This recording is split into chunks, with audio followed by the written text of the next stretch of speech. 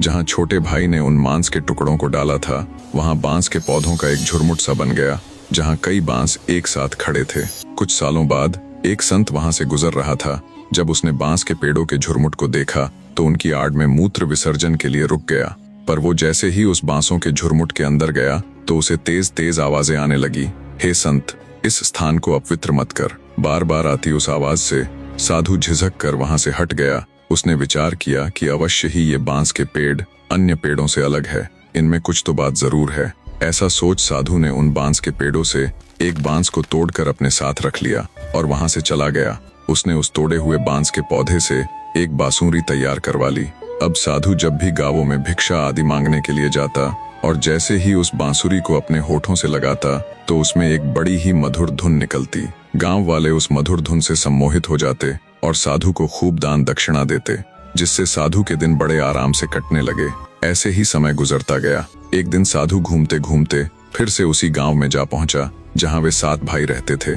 जब साधु बड़े भाई के घर के आगे पहुंचकर वो बांसुरी बजाने लगा तो एक बड़ी ही विचित्र बात हुई। उस बांसुरी से मधुर ध्वनि की जगह आज एक दर्द और गुस्से से भरी आवाज निकली। यही है दुश्मन। इस दुश्मन बड़े भाई के घर नहीं बजों रे बांसुरी। इसी ने मेरा कत्ल किया और दया प्रेम सब छोड़कर एक पवित्र रिश्ते को सदा के लिए दागदार कर दिया। मत बजों रे बांसुरी। यही है सबसे बड़ा दुश्मन। इसी के कहने पर सब हुआ।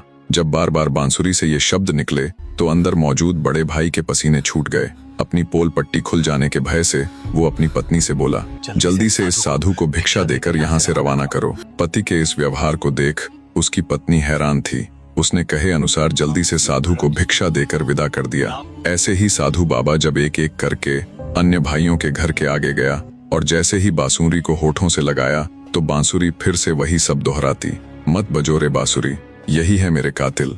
बांसुरी से निकले शब्द सुनकर अन्य भाइयों के पसीने भी छूट गए और जल्दी से साधु को भिक्षा दिलवाकर वहां से रवाना किया। अंत में जब साधु छोटे भाई के दर पर पहुंचा और उसने बांसुरी को अपने होठों से लगाया तो बड़ी ही प्यार भरी आवाज आई, खूब बाजों रे बांसुरी।